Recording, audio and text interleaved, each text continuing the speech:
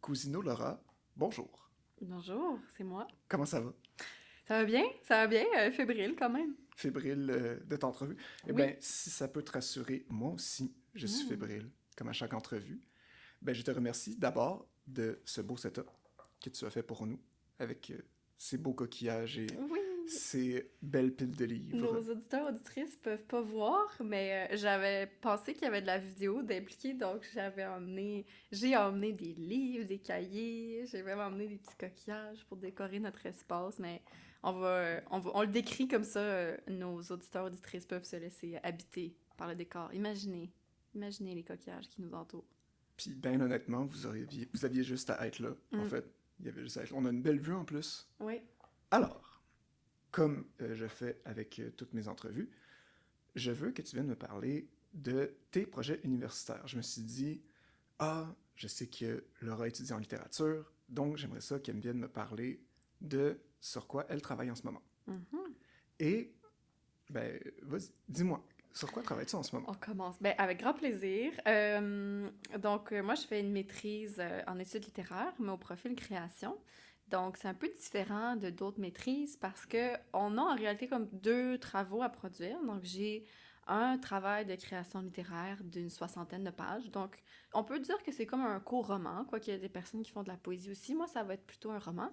Et avec ça, on a aussi un essai à écrire qui est plus justement le côté théorique où on a une recherche bibliographique à faire et on doit développer une réflexion sur l'écriture qui a des liens aussi avec notre projet de création. Donc, on reprend certains des thèmes de notre projet de création et on articule ça autour d'une réflexion sur la création littéraire.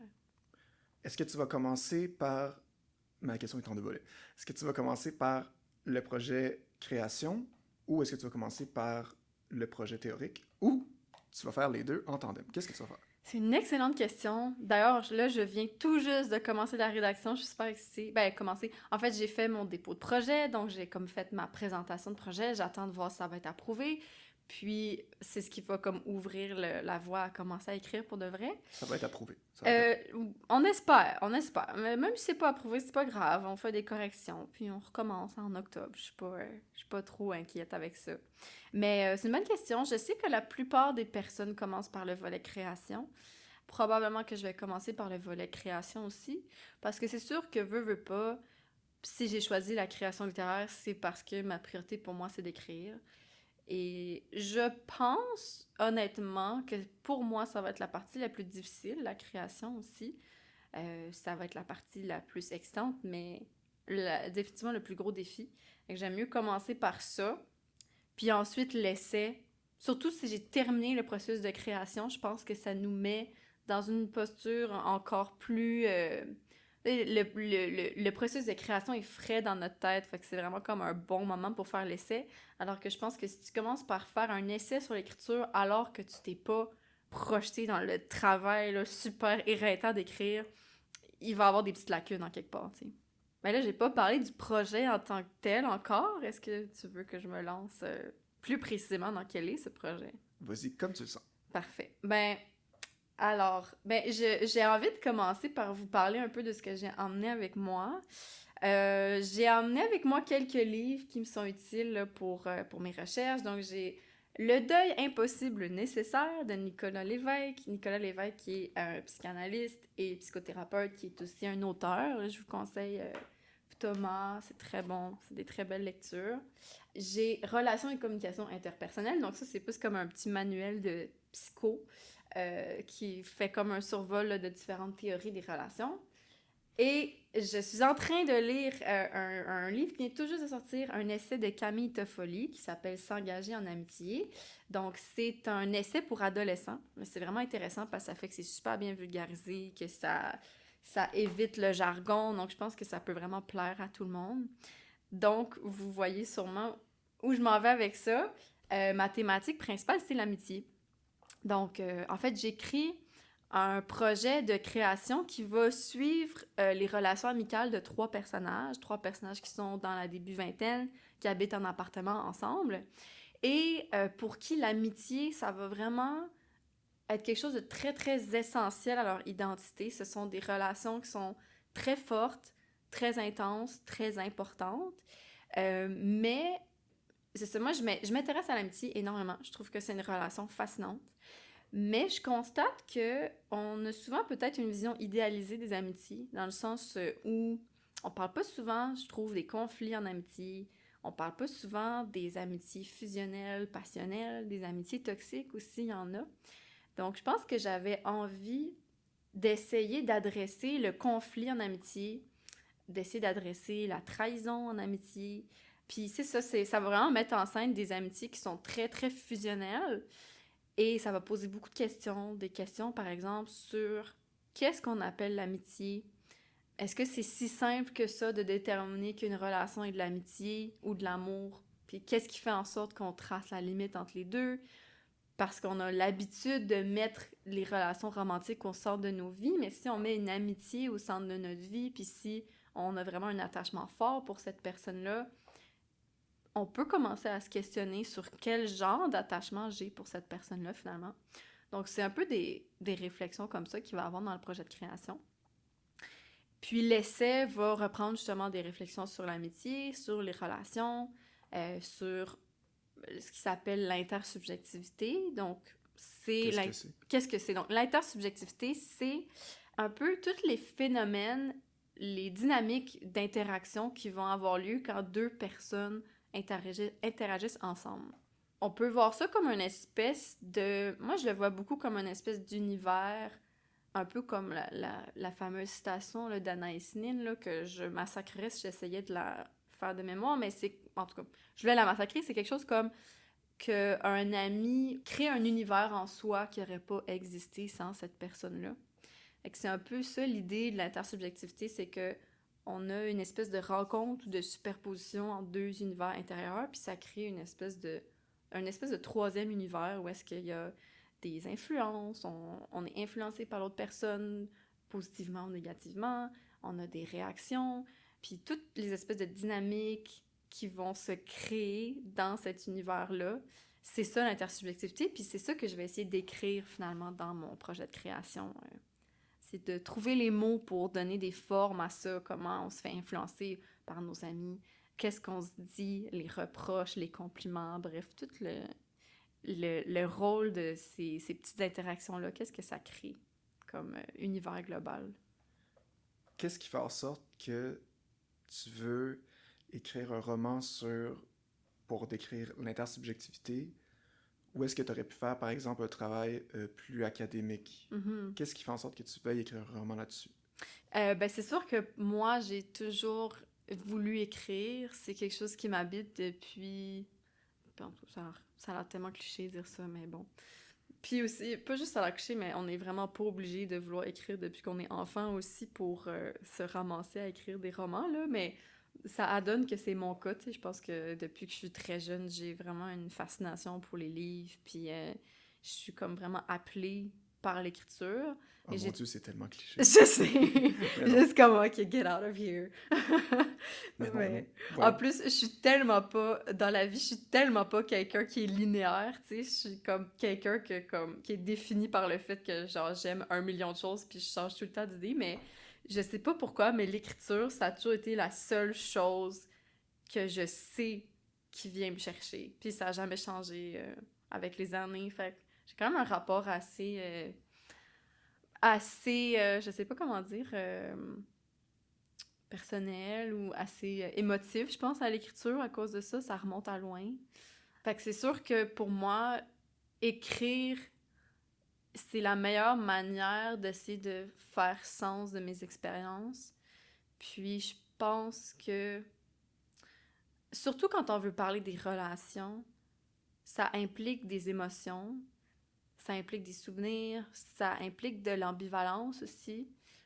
Et puis c'est vraiment ce que je veux faire ressortir à travers l'écriture. J'ai envie de trouver une écriture qui est très crue, où on sent...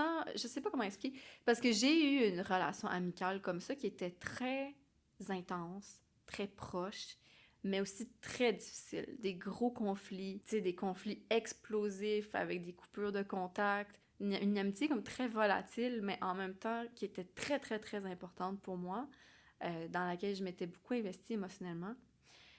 Puis je pense que ça m'a laissé avec le désir de réussir à faire vivre ça. Tu sais, l'espèce de situation d'ambivalence où il y a quelqu'un que t'aimes tellement, puis en même temps t'as conscience qu'il y a quelque chose de brisé dans votre lien, puis tu te demandes si c'est possible de le réparer. Tu veux que tu pouvoir le réparer, puis t'es jeune, t'as 20 ans, tu te poses des millions de questions sur ton identité, ton avenir, ta sexualité.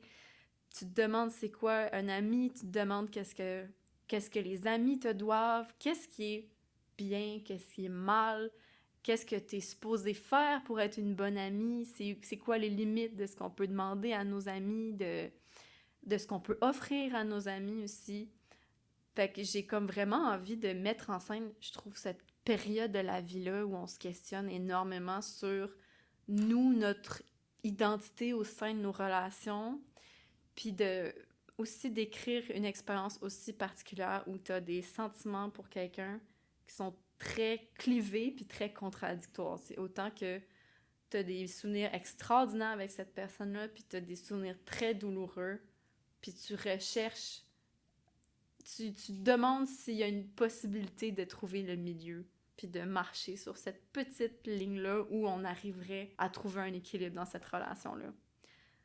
Fait que, je sais pas si ça répond à la question, mais pourquoi l'écriture? Parce que je pense qu'il faut faire ressortir le vécu, parce qu'une relation, c'est quelque chose qui se vit avant tout. C'est quelque chose qui se ressent, puis c'est juste après qu'on trouve des explications pour ce qui est arrivé, mais sur le coup, on le ressent. Puis c'est ce que j'aime. J'aime écrire l'expérience de vivre quelque chose sans le comprendre.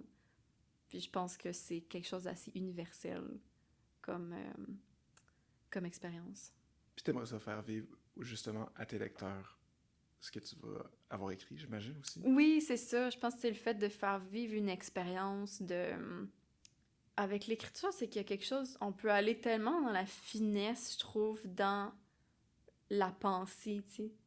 Puis c'est ça qui me fascine, tu sais. Moi, ça va être une écriture au jeu, parce que moi, ce qui me fascine, c'est vraiment comment est-ce qu'on interprète les événements qu'on vit, comment on interprète les actions des autres, comment on interprète les paroles des autres, comment on reconstruit des souvenirs, comment on se rappelle de certains événements, puis quel sens on leur donne.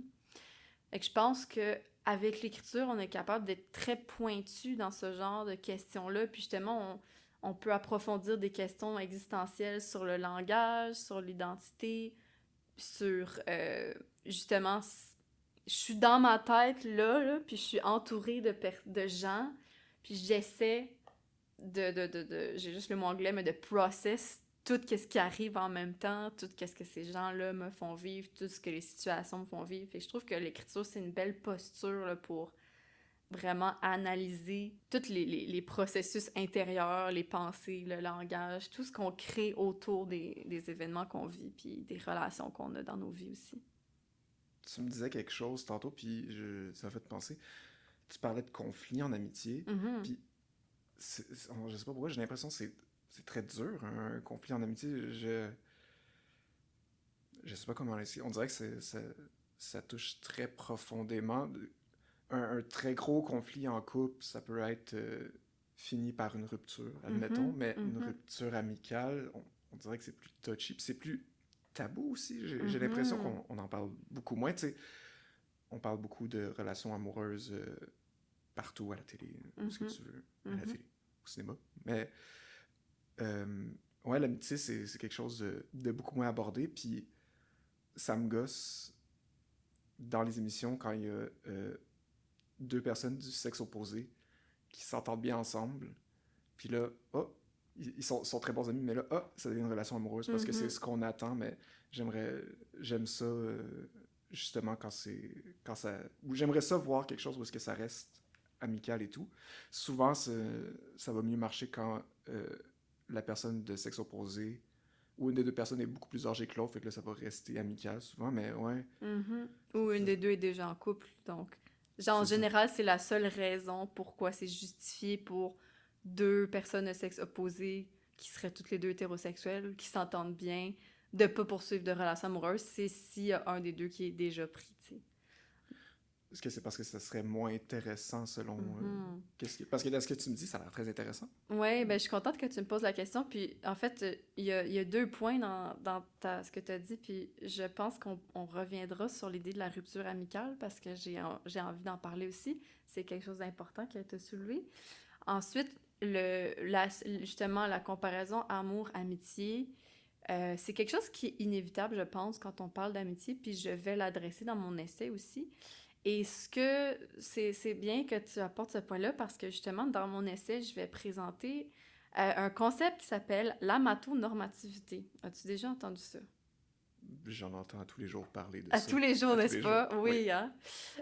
Amatonormativité, donc c'est un concept justement qui nous vient des penseurs, penseuses queer, de la communauté LGBTQ+, qui réfléchissent aux normes sociales puis qui essayent de déconstruire la manière qu'on pense les relations. Et l'amatonormativité, ça nous vient d'Elizabeth Brake. Elle a établi ce concept-là en 2012. C'est inspiré de l'hétéronormativité. Est-ce que tu sais ce que c'est l'hétéronormativité? Oui. Définis-nous l'hétéronormativité, Okay. Alex. Rapidement. OK, je vais essayer ça. Est normale la relation hétérosexuelle. Le reste, c'est quelque chose de anormal ou ça fait partie de la minorité, donc ce n'est pas la norme. Et accessoirement, on devrait juger ça. Oui, mais c'est pas obligé d'être aussi explicite. C'est pas obligé d'être un jugement, puis c'est pas obligé d'être la normalité non plus, mais c'est que c'est plus dans notre conception culturelle des relations, il y a l'existence d'un par défaut. Donc, on assume que la constitution sexuelle par défaut des gens, c'est être hétérosexuel. Et ça se traduit dans la vie de tous les jours, dans notre manière de parler. Parce que dès qu'on parle d'amour, on dit un homme et une femme. Puis c'est pas parce qu'on est une personne homophobe, c'est juste parce que culturellement, c'est ça qui est saillant. Par défaut, c'est hétérosexuel, puis là, c'est vrai, on met un astérix à côté qu'il y a aussi l'homosexualité. Fait que c'est un peu l'existence d'un biais qui fait en sorte qu'il y a une réalité qui est toujours systématiquement effacée. Puis ça peut être, comme tu dis, parce que ouvertement on veut réfuter à cette réalité-là le droit d'exister, mais ça peut être aussi juste parce que il n'y a pas un effort conscient qui est fait pour challenger cette conception-là que, hey, quand je parle d'amour, je peux imaginer deux femmes, je peux imaginer deux hommes, je peux imaginer deux personnes non-binaires, tu sais. Ça vient aussi avec le fait que quand on rencontre quelqu'un, un gars, bon, il demande « T'as-tu une blonde? » On assume que cette personne-là est hétérosexuelle. Donc, ça vient vraiment avec les assumptions. Et l'amatonormativité, c'est l'idée que, un peu de la même manière, on assume, puis on conçoit que le désir d'être dans une relation romantique, c'est universel et que c'est pareil pour tout le monde, que tout le monde devrait rechercher des relations romantiques dans sa vie. Que nécessairement les relations romantiques, c'est plus épanouissant que les relations d'amitié. Et que si quelqu'un n'est pas dans une relation romantique, ben sa vie est un peu moins entière parce que justement, ces autres relations ne suffisent pas à remplir ses besoins émotionnels. Donc, on a l'attente que quelqu'un qui est célibataire recherche un partenaire. Et que ça se manifeste un peu de la même façon que quand on rencontre une personne célibataire, ben ça devient super saillant de son identité. Ah, elle est célibataire. Donc, ben là, tu dates-tu? Je vais te présenter à mon ami. Tu sais, genre, les comportements des gens deviennent souvent orientés autour du fait que t'as pas de chum, t'as pas de blonde, t'as pas de partenaire. Puis il faut que tu essaies d'en trouver un. Puis là, si ça fait longtemps que t'es célibataire, ben là, tu fais donc ben pitié, il faut vraiment qu'on essaye de t'aider, tu sais. Parce que, encore là, on assume que avoir des amis, c'est pas assez. Il faut un partenaire amoureux. Fait que dans cette conception culturelle-là, il y a une hiérarchie. Il y a l'idée que les relations amoureuses sont supérieures dans le sens où sont plus importantes que les relations amicales. Il y a l'idée que la relation amicale, c'est comme c'est cool si t'en as, mais c'est pas nécessaire, tu sais, parce qu'on construit toute notre vie autour de l'amour, puis de la famille, puis du couple. Fait que, tu sais, il y a tellement d'adultes qui ont pas de relation amicale, puis l'amitié, c'est plus comme réservé à l'enfance. C'est comme, OK, t'as besoin de tes amis dans la période où t'es non sexuel, mais dès que tu deviens un être sexuel, les amis prennent le bord. Donc, ça, c'est l'amatonormativité. Puis comme tu dis, on le voit partout. On le voit partout, dans toutes les émissions de télé. Ce qui est valorisé, c'est le gars puis la fille vont finir ensemble, puis c'est ça le happy end. Le happy end, c'est pas « Hey, ces deux filles-là sont des best friends, puis c'est vraiment le fun », ou genre « Hey, ce gars puis cette fille-là, ou ces deux personnes-là, sont des super bons amis, puis ils ont pas besoin de coucher ensemble pour être heureux », tu sais. Fait que c'est... Justement, pour moi, c'est tout l'intérêt d'écrire sur l'amitié, c'est de dire, on n'a pas besoin de mettre les relations romantiques au centre de notre vie, puis c'est de dire, une relation d'amitié, c'est intense, il y a de l'amour, il y a de l'affection, il y a de l'attachement, il y a de l'intimité, puis ça serait peut-être le fun qu'on s'y intéresse pour de vrai. Justement, dans le livre de Camille Toffoli, dans S'engager en amitié, elle disait, imaginez à quel point on aurait une société différente si on mettait juste la moitié de l'argent puis du temps qu'on met pour célébrer l'amitié comme on célèbre l'amour. Tu sais, les mariages qui coûtent 20 000 $ puis tout. Elle disait, imaginez dans quel genre de société on grandissait si on avait une journée de l'amitié où c'est juste comme, t'envoies des cartes à toutes des amis puis tu dis que t'es aimes donc ben puis tu fais des célébrations d'amitié puis tu dépenses plein d'argent juste pour dire, check comme mon ami est incroyable, tu sais. Fait que c'est le fun de penser à comment notre société pourrait être différente si on avait une vision complètement différente des relations, puis si on prenait pas les critères sexuels comme automatiquement déterminants de tout dans les relations, finalement. Est-ce que il n'y a pas aussi... il faut sûrement aussi retravailler ça socialement. Si la relation amoureuse est plus au centre de tout, il peut avoir la peur chez, pardon, chez la personne avec qui tu es en couple. Ah, je me sens délaissé ou ah, je suis pas au centre de sa vie. Est-ce que je suis moins important et tout? Alors que j'imagine que ce n'est pas le cas. Ben, c'est ça, c'est qu'on a tellement l'impression, on est dans une société où on a un idéal de fusion très fort. Justement, l'idéal du coup de foudre, tu sais, de rencontrer une personne qui va remplir tous tes besoins. C'est instantané. Tu sais, c'est pour ça que notre conception de la romance, c'est pas l'amour, c'est le flirt. Tu sais, genre, les films d'amour, c'est deux personnes qui apprennent à se connaître, puis quand le vrai amour commence, le film est fini. Mais C'est vrai. ça fait qu'on a une vision complètement déformée de ce que c'est l'amour. Puis on s'imagine que dès que tu as trouvé une personne, il n'y en a plus de problème. Parce qu'on est comme, tout ce qui compte, c'est avoir une personne qui remplit tous mes besoins. Mais, mon Dieu, que c'est pas ça. Puis on le sait tout, un couple, c'est du travail, c'est difficile. Fait qu'on est une société qui a un idéal de fusion. On est une société qui s'imagine que tu peux tout mettre sur une personne puis être heureux. Puis on associe les ruptures à des échecs personnels. Et comme si tu as laissé, surtout les femmes, tu sais, les femmes portent beaucoup ça. Si je laisse mon chum, c'est parce que moi, j'ai un problème. C'est parce que moi, j'ai pas assez travaillé sur la relation. Tu sais, je connais tellement de mes amis, là, qui se sentent tellement coupables quand ils mettent fin à une relation parce que c'est comme, si t'as pas réussi à faire fonctionner ta relation avec ta personne, c'est parce qu'il y a quelque chose qui marche pas avec toi. Alors que on pourrait accepter qu'une relation amoureuse, ça peut être temporaire.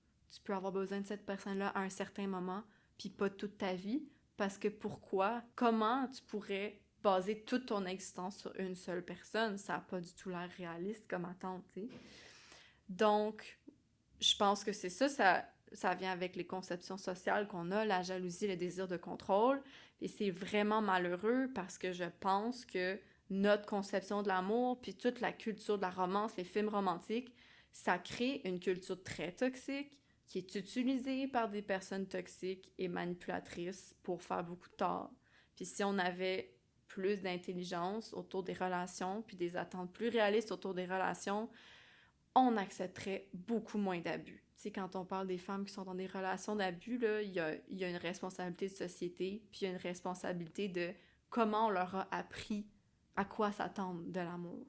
En tout cas, moi, ça me fâche beaucoup, beaucoup, parce que je pense pas que c'est inoffensif du tout, là. Genre les romans harlequins, puis genre les Love Actually, puis tout ça, là. Genre Love Actually, là, le gars qui arrive avec ses écriteaux, là, pour déclarer son amour à la fille qui va se marier, là.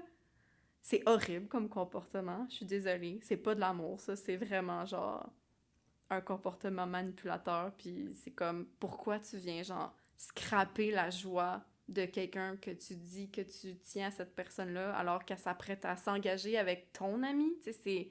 Puis on justifie ça, on dit « Ah, mais il est en amour, c'est correct. » On s'imagine vraiment qu'être en amour, ça justifie des comportements de contrôle, ça justifie de comme penser juste à ses intérêts à soi. Donc voilà, la mato-normativité et ses conséquences. Oui, puis justement, Hier, je réécoutais The Office. C'était la scène où est-ce que Jim avoue son amour à Pam. Écoutez pas les gens qui n'ont pas écouté ça, c'est pas vrai ce que je dis. Comment la série est faite, la série nous fait mettre du côté de Jim en disant « Mais oui, c'est vrai, il a raison, puis c'est vrai qu'ils sont faits l'un pour l'autre. » Mais j'avais quand même un peu cette idée en tête de genre, c'est ce que tu penses, elle va être avec quelqu'un d'autre, oui, à un moment donné, ils sont plus ensemble, blablabla. Mais j'avais cette idée-là de dans quelle situation tu la mets en ce moment, et tout, en tout cas. Ben, c'est pas pour dire, tu sais, c'est compliqué d'avoir des sentiments pour quelqu'un, on va se le dire. C'est pas pour dire que c'est toujours mal de vouloir être dans une relation romantique avec quelqu'un, ou c'est toujours mal d'avouer ses sentiments, mais il y a une manière de le faire. Puis un autre fléau qu'on voit constamment, c'est le concept de friend zone, que je dis entre guillemets, que les femmes se font rejeter le blâme parce qu'elles préfèrent des amitiés avec les hommes. Ça, c'est super violent comme concept parce que c'est comme de dire que l'amitié d'une femme n'a pas de valeur, finalement, puis que la seule C'est pas ça raison... le but. Non, c'est ça. Le but, c'est d'être en couple avec, puis d'avoir des faveurs sexuelles de cette personne-là. Et si la personne t'a toujours traité avec respect, avec gentillesse, mais te dit « Hey, je suis désolée, mais c'est pas ça que je veux », tu le prends comme « Ah ben là, elle m'a manqué de respect, puis elle mérite plus mon temps, puis mon énergie, puis mon attention. » Moi, j'avais lu un article que j'ai trouvé extraordinaire qui parlait du fait que, tu sais, la friend zone, c'est la perspective masculine de la situation. Mais si tu prends la perspective féminine d'une situation comme ça s'appelle le fuck zone. Puis le fuck zone, c'est quand t'as un ami gars, que t'es comme « Ah, j'aime vraiment cette personne-là, c'est le fun, on est en train de développer une belle relation, puis genre, je m'attache à cette personne-là. » Puis là, oh, il me dit qu'il y a des sentiments. Puis quand je dis que moi non, la personne disparaît, puis je le revois plus jamais. C'est très blessant. C'est très, très blessant. Tu sais, je comprends que c'est blessant de vivre un rejet amoureux, mais on est des adultes, on n'a plus 15 ans, on est capable de comprendre que l'intérêt romantique, c'est personnel, puis ça dit rien sur ta qualité en tant que personne, c'est juste que ça demande certaines affinités. C'est pas une raison pour couper quelqu'un de ta vie, parce que la femme, après, repart avec le sentiment que toute la gentillesse de cet homme-là avait comme seul objectif de la posséder. Puis c'est très triste, parce que après, t'as plus envie d'être amie avec des hommes. Tu te dis, ben, est-ce que tout ce qu'il veut, c'est encore une relation sexuelle avec moi? Puis je m'attache à cette personne-là, puis là, finalement, quand je vais dire que je suis pas intéressée, il va juste me jeter comme une vieille paire de bobettes, tu sais. Fait que... Ça joue beaucoup sur la confiance et sur la capacité de Ben oui, croire. puis sur l'impression que c'est pas possible d'avoir des relations authentiques avec certains hommes, parce qu'ils sont trop concentrés sur « je te vois comme un potentiel amoureux avant tout ». Puis encore là, tu sais, je le dis avec compassion, puis je suis certaine que il y a certains, tu sais, il y a peut-être des hommes qui vont se reconnaître là-dedans, puis qui vont dire « Ok, ben j'aimerais ça m'améliorer », tu sais, je pense que c'est vrai que ça doit être blessant pour les filles qui ont vécu ça. Puis je pense vraiment qu'on peut apprendre, puis ça vient beaucoup juste avec comment on pense à l'amour aussi. C'est encore là, c'est un apprentissage social, puis je pense qu'on peut tous le désapprendre pour que on ait des amitiés où on est capable de séparer notre désir sexuel pour quelqu'un et le fait qu'on l'apprécie en tant que personne. On est capable de séparer ce qu'on aurait voulu avec cette personne-là, puis ce que cette personne-là veut. On est capable de dire « J'ai de la peine, mais je comprends ton choix.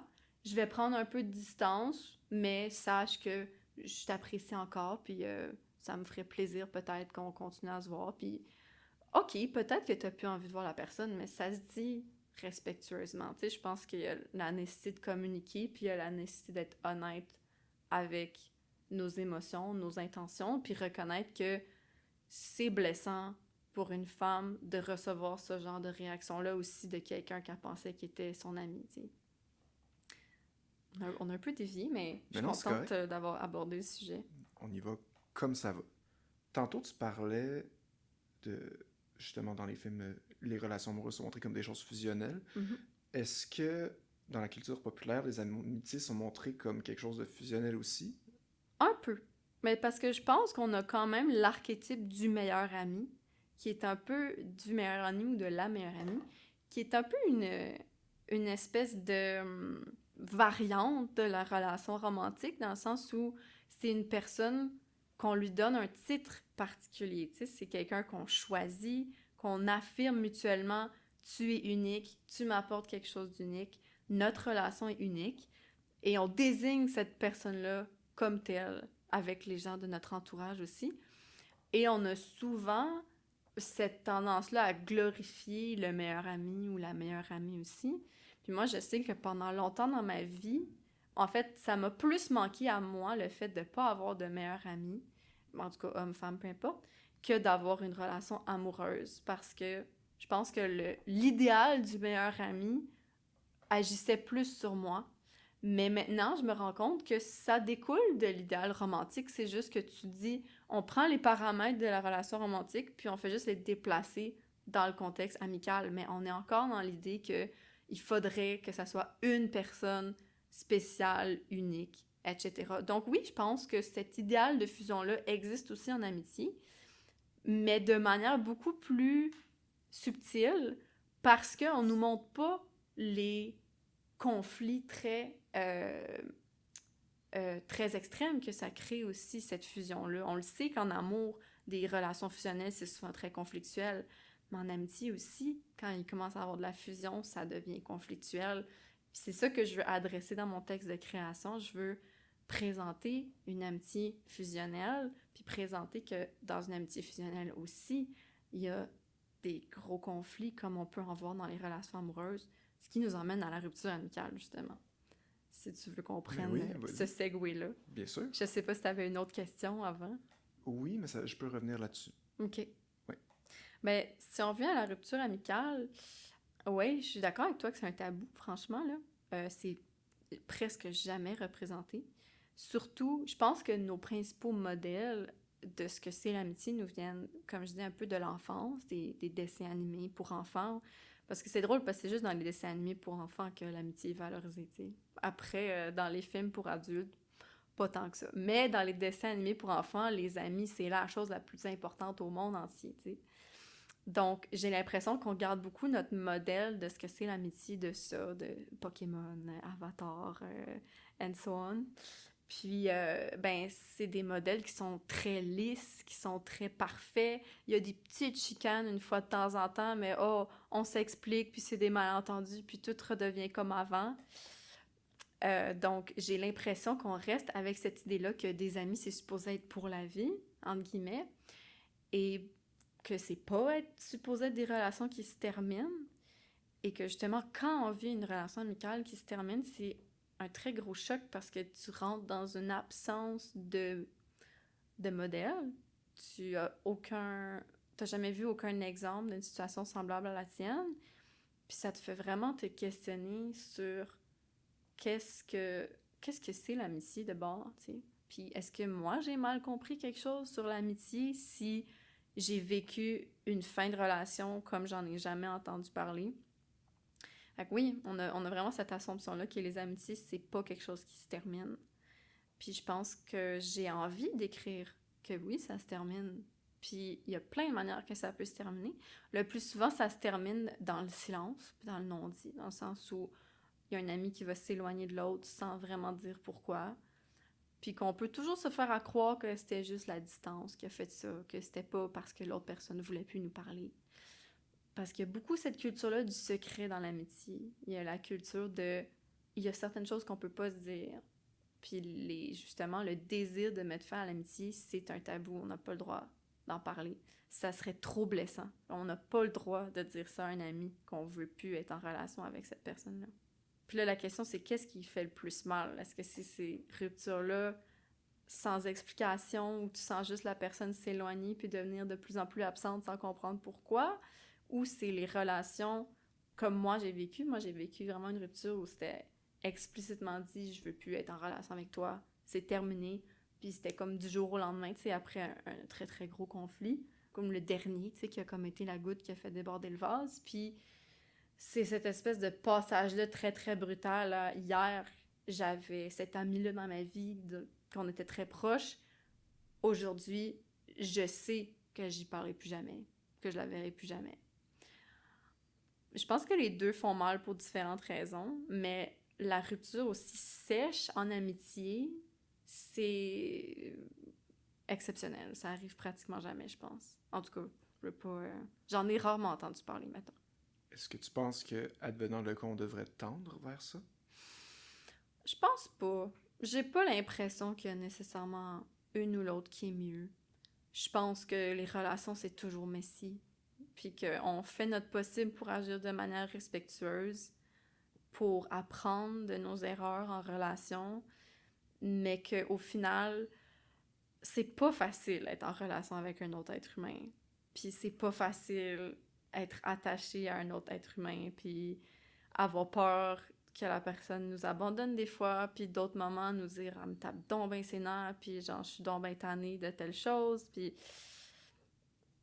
Mais en même temps, on vit aussi tellement des beaux moments, fait que je pense que on fait tout notre gros possible. Je pense pas qu'il y a de solution miracle. Puis surtout, je pense que c'est dangereux de comparer les relations entre elles ou de faire des généralisations. Chaque personne est unique, donc chaque relation qu'elle va bâtir va être unique. Puis il y a des comportements qui sont sensés, logiques, explicables, comprenables dans le contexte d'une relation qui ne seraient pas dans le contexte d'une autre relation aussi. C'est pas de se dire, comme tu dis, ok, cet ami-là m'apporte ça, ça, ça, ça. Mm-hmm. Cet ami-là aussi devrait m'apporter ça, ça, ça, ça. C'est pas de se dire ça, c'est de dire chacun apporte quelque chose de différent. Exact, exact. Puis c'est de dire, je pense que pour moi, c'est plus je travaille sur ma propre compréhension de moi-même, mon intuition, ma capacité de communiquer clairement, ouvertement, calmement mes besoins, ce que je veux, ce que je pense.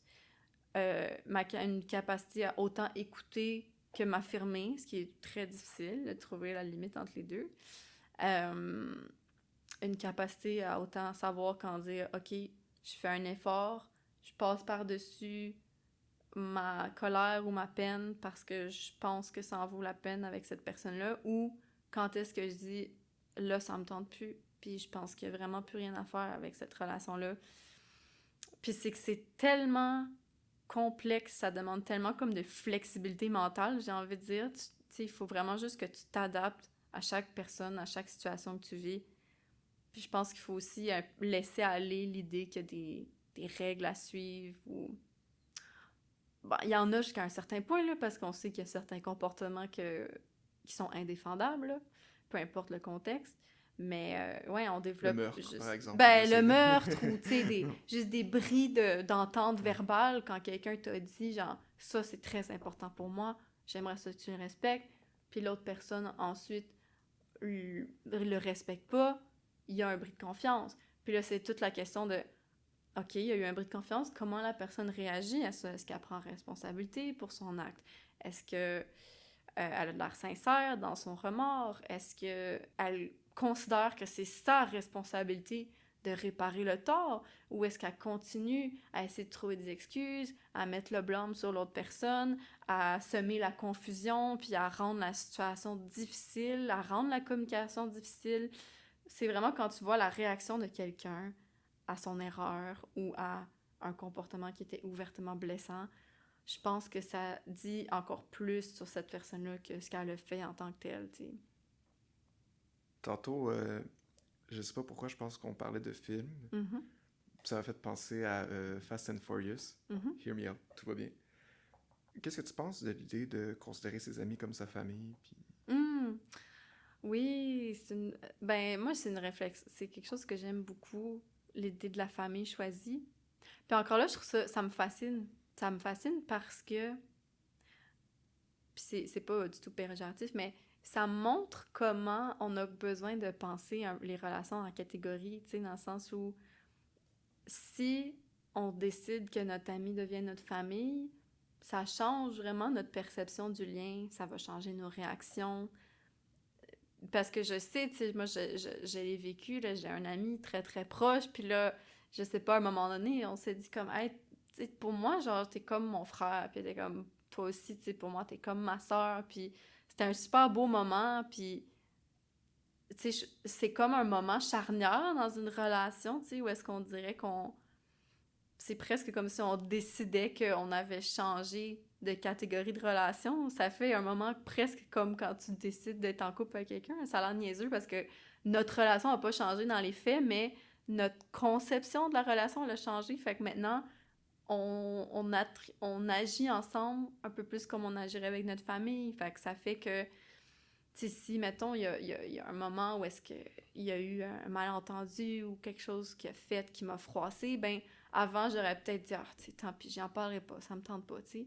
Puis là, maintenant, je suis comme, non, je vais le dire. Parce qu'entre frères et sœurs, on se dit les vraies affaires, puis des fois, on est rough, tu sais. Mais on s'aime, puis on sait que, genre, justement, c'est ça, la famille, c'est comme qu'on fait une espèce de promesse de que notre lien peut pas être brisé, tu sais. Encore là, ça, faut faire attention parce que c'est pas... Il y a des liens familiaux qu'on choisit de briser, puis je pense que c'est correct. Puis il y a un gros tabou là-dessus, un gros jugement, c'est des gens qui coupent contact avec une mère, avec un père, avec un frère, soeur, peu importe. Il y a beaucoup de gens qui jugent ça parce que les liens familiaux, on est supposé aimer ces personnes-là inconditionnellement. Donc, toute notre manière de penser à ce qui est bien, ce qui est pas bien, comment je devrais agir avec cette personne-là est un peu déterminée par dans quelle catégorie je la place. Mais bon, ça c'est la réponse très rationnelle, mais je pense que c'est super beau quand on décide qu'un ami est une famille, puis que c'est... Justement, c'est superbe le concept de famille choisie, parce que c'est comme... Justement, c'est... Tu choisis des personnes qui vont t'accompagner vers la vie que tu veux, finalement. Puis c'est un c'est un beau cadeau de pouvoir faire ça. Puis c'est tellement un beau cadeau quand c'est réciproque aussi. Tu sais, quand tu dis, j'ai le goût que cette personne-là m'accompagne dans les étapes les plus importantes de ma vie. Puis elle aussi, elle a le goût de ça. Mais on se donne de l'espace. Je te contrôle pas, tu me contrôles pas. Tu peux t'en aller pendant 6 mois si tu veux. Tu peux faire tout ce que tu veux. Mais je vais toujours être la personne qui t'accompagne, tu sais.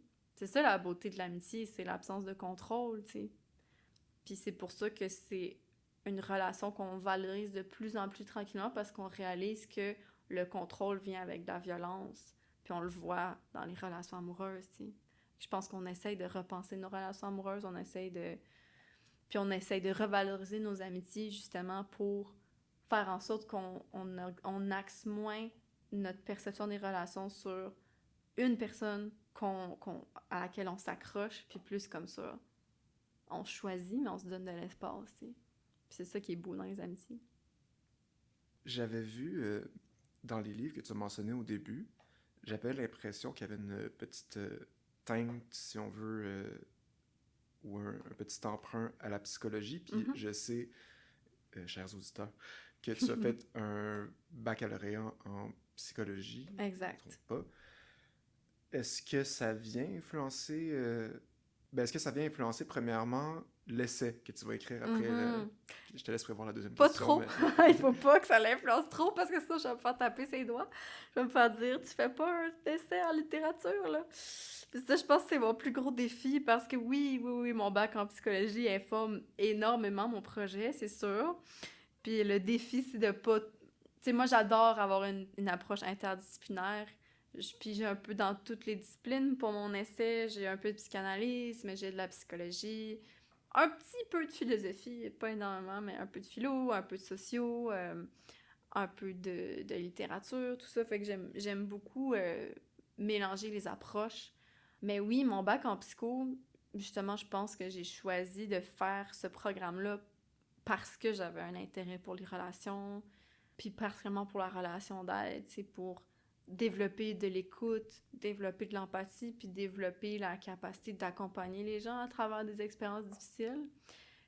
Et il y a un lien avec ma pratique de l'écriture là-dedans. Tu sais, pour moi, l'écriture, c'est un lieu... Le livre, c'est un lieu où on se console, tu sais, puis on entend tellement souvent parler de gens pour qui la lecture, c'est une consolation, tu sais, des enfances difficiles, des adolescences difficiles, puis le livre, ça devient l'ami, ça devient la voix qui te parle, la voix qui te dit que, genre, t'as pas un problème, que tout va être correct, puis il y a d'autres choses. Le livre, c'est ça qui nous sort de nos circonstances de vie, puis qui nous dit, regarde, ta vie, ça peut être ça aussi, si tu veux.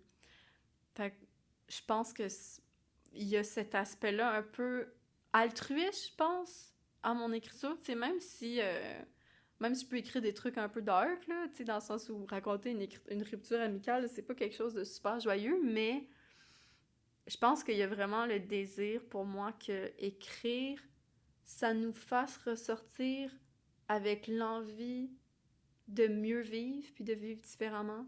Tu sais, j'aimerais ça que, après avoir lu quelque chose que j'ai écrit, puis en tout cas, c'est un grand souhait, là, puis c'est vrai juste quelque chose que je lance comme ça, mais j'aimerais juste ça que, après avoir lu une réflexion comme ça sur les relations, que la personne prenne du recul puis se dise comment est-ce que moi, je veux choisir de vivre maintenant.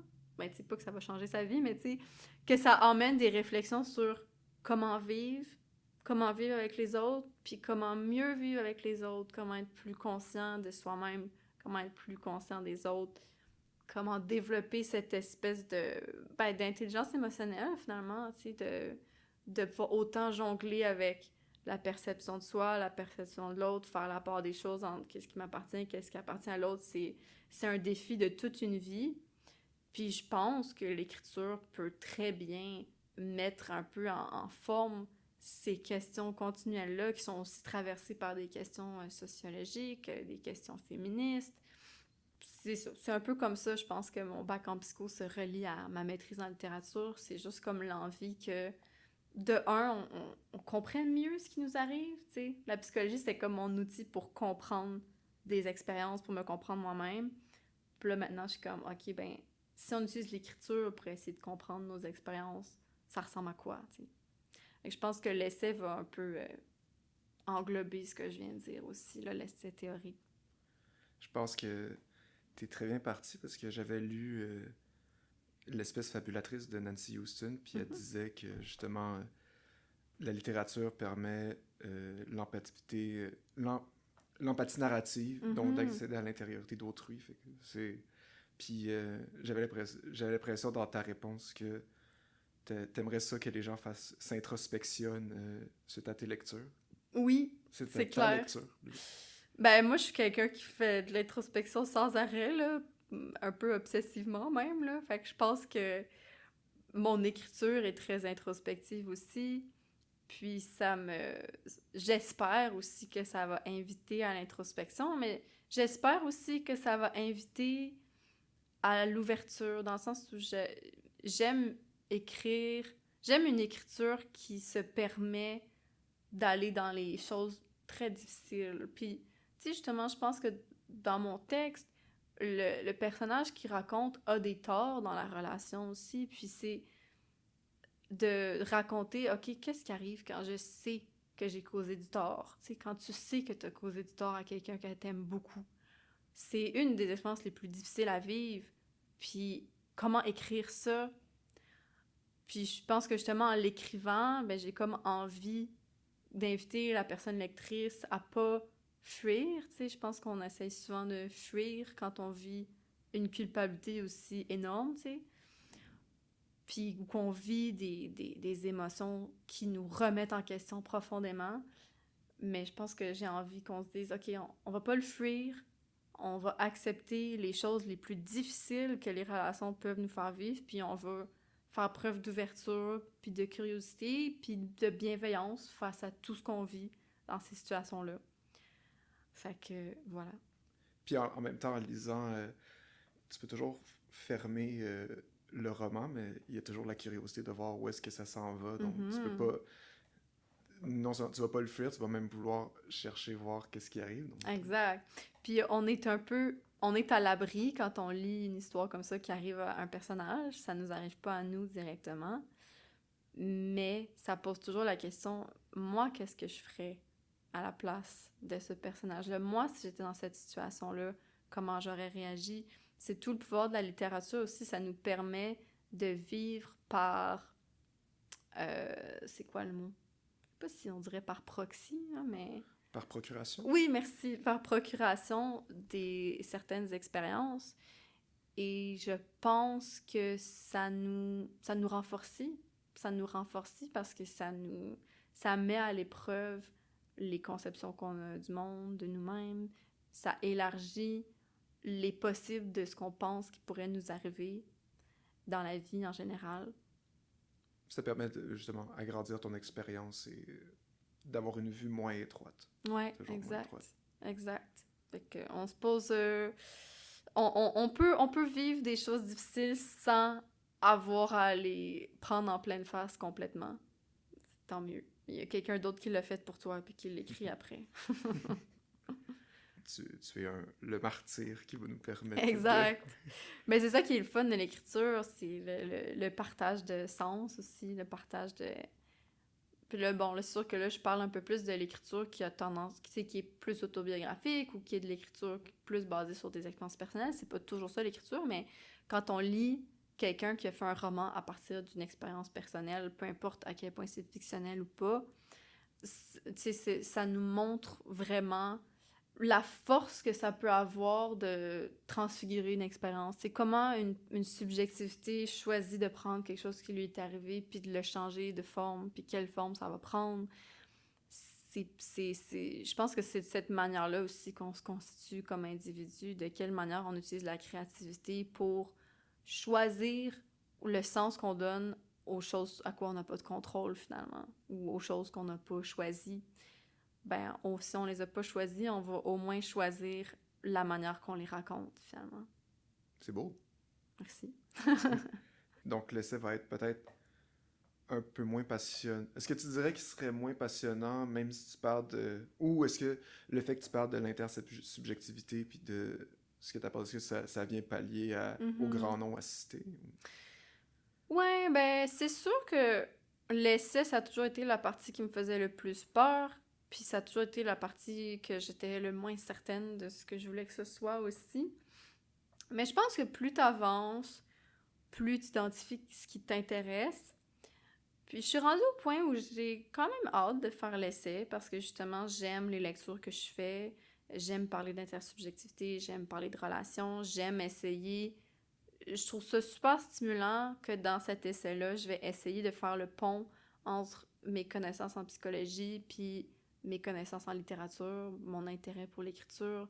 J'aime beaucoup ce défi-là de me dire, je vais essayer de prendre mes deux domaines, les deux domaines qui m'ont nourri à différents moments de ma vie, puis je vais essayer de les articuler ensemble en quelque chose de pertinent, puis peut-être en quelque chose de différent, j'ai envie de dire, dans le sens où je pense que le fait de mélanger des domaines qu'on n'est pas habitué de mélanger, ça a toujours le potentiel d'emmener des idées nouvelles.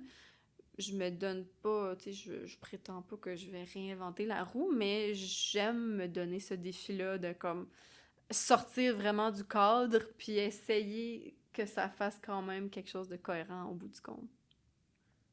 Tantôt, t'as dit que c'est l'essai qui te fait le plus peur ou que tu sais pas... il y a un peu d'incertitude dans ce que tu vas faire, est-ce que je me dirige bien? Oui, oui. Est-ce qu'il y a de ça un peu avec ton... Parce que je me demandais lequel des deux te faisait te faisait le plus peur, mais est-ce que tu as un peu ça avec ton roman? Ou non? Ouais, ben le roman, c'est le fait qu'écrire, c'est incroyablement difficile, dans le sens où moi, je suis quelqu'un de très perfectionniste. Je suis quelqu'un qui a tendance à penser un petit peu en rond dans sa tête aussi. Fait que j'ai un... Tu sais, je l'accepte comme ça, mais j'ai pas un processus d'écriture linéaire, là. C'est comme ça progresse par jet. J'ai une période d'inspiration intense, puis là, je vais finir par être bloquée par le perfectionnisme puis l'angoisse.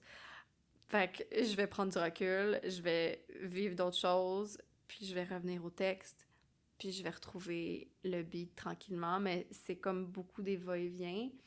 Fait que je pense que c'est ça qui fait peur, parce que la période où je prends un recul du texte est toujours très angoissante, parce qu'il y a la question de est-ce que je vais être capable d'y revenir, et quand? Donc, j'appréhende là, les grandes vagues d'émotions que ça va créer, ce long processus. Surtout, c'est tellement difficile d'écrire quand tu sais d'avance combien de pages il faut que tu fasses. Tu sais, tu dis, faut que je me rende à 60, faut que je me rende à 60. Puis on dirait que c'est comme ça peut te faire spiraler dans ta tête parce que tu te dis, mais comment je vais faire pour me rendre à 60, tu sais. Mais ça va. J'apprends, je développe des meilleures stratégies pour m'aider à être un petit peu plus constante, même si je me mets pas la pression d'être constante non plus. Mais il y a aussi la difficulté que la création, ça va avoir la super là, méta, ce que je dis, mais la création se crée elle-même, dans le sens où...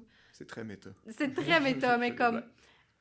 Tu peux avoir le plus beau plan du monde avant de commencer puis te dire c'est beau, je sais, ça va être quoi mon texte, ça va être ça. Ça sera pas ça.